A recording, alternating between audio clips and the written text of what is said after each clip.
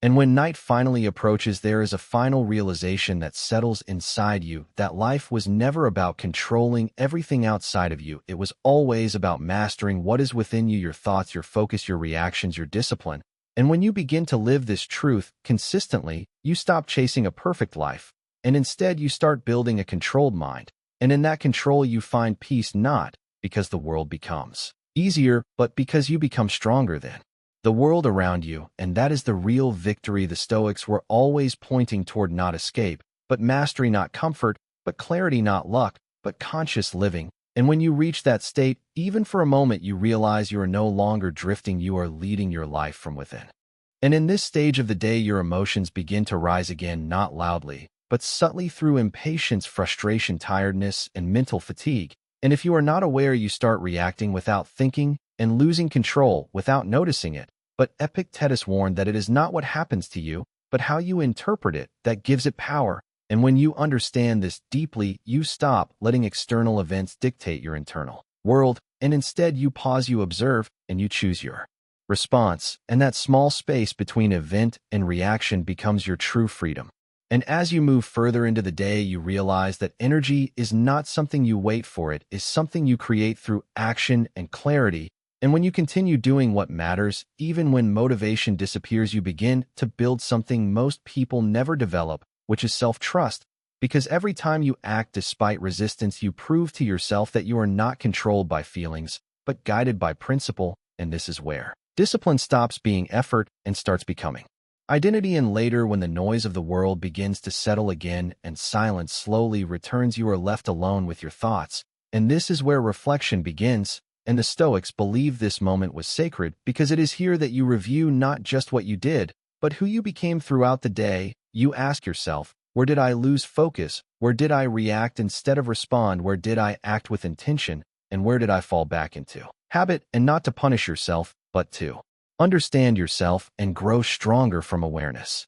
And as the day moves deeper into its final stretch, the energy of the morning begins to fade, and most people start to lose the discipline they built earlier, not because the day defeats them, but because they slowly stop paying attention to their own mind, and they slip back into autopilot where decisions are no longer conscious, but reactive. And this is where the Stoics believe the real test begins, because it is not how you start that defines you, but how long you can stay awake within your own life when everything around you is trying to pull you back into distraction and comfort. And Marcus Aurelius wrote to himself that the obstacle becomes the way, meaning every difficulty, every delay, every uncomfortable moment is not something blocking your path, but shaping it. And when you begin to see life this way, nothing feels wasted anymore. Even the hardest moments become training for your character.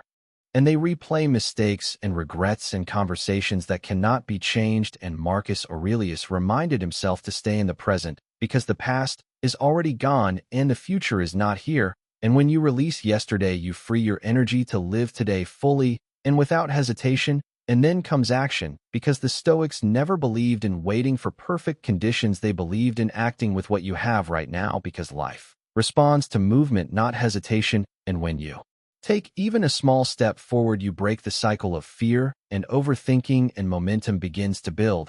And that momentum becomes strength, and strength becomes confidence, and confidence becomes discipline, and discipline becomes freedom. And that freedom is not doing whatever you want, but doing what matters even when it is hard, and even when you do not feel like it.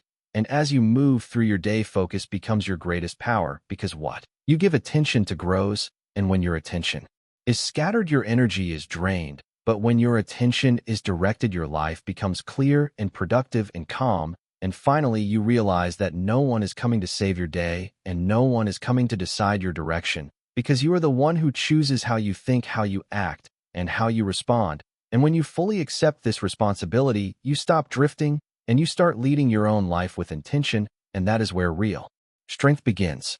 Living with direction and awareness and ownership, because today is not a repeat of yesterday, and it will never come again. And that makes it valuable beyond measure. And Marcus Aurelius believed that each day is like a complete life in miniature, and how you live this day is how you are practicing your entire life. And if you waste it, you are practicing waste. And if you focus it, you are practicing discipline. And if you act with purpose, you are practicing meaning. And so when the morning arrives, you are not just waking up to another routine, You are waking up to a chance to decide who you will be and how you will think and what direction you will take, and that choice belongs only to you, and no one else can make it for you. And as the morning continues, and the world slowly becomes louder with messages and demands and distractions, you reach another turning point where most people begin to lose themselves again because they react instead of think, and they follow instead of lead, and they open their phone before they open their mind, and in doing so they give away their attention piece by piece without realizing it. But the Stoics taught that the real battle is not outside, but inside, and Epictetus said that you have power over your mind and not outside events. And when you understand this, you stop being a victim of everything happening around you, and you start becoming the observer and the chooser of your response, and your mind becomes something you guide instead of something that drags you, and every thought that appears does not deserve your obedience, because not every thought is truth, and not every fear is real, and not every worry belongs in your future. And when you begin to question your thoughts instead of following them blindly, you begin to take back control, and slowly the noise loses its grip and clarity returns. And then there is the past that tries to follow you into the present, because many people wake up still carrying yesterday as if it is a weight strapped to their back.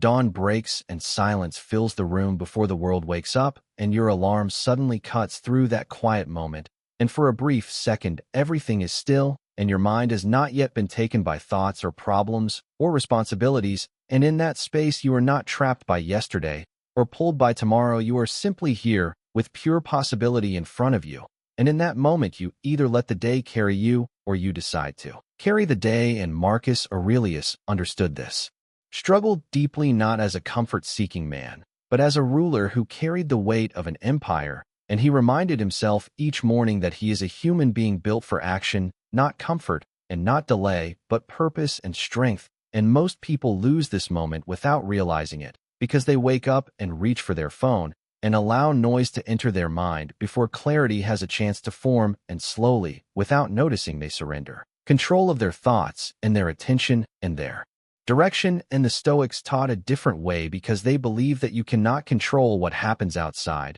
but you can control how you respond to it.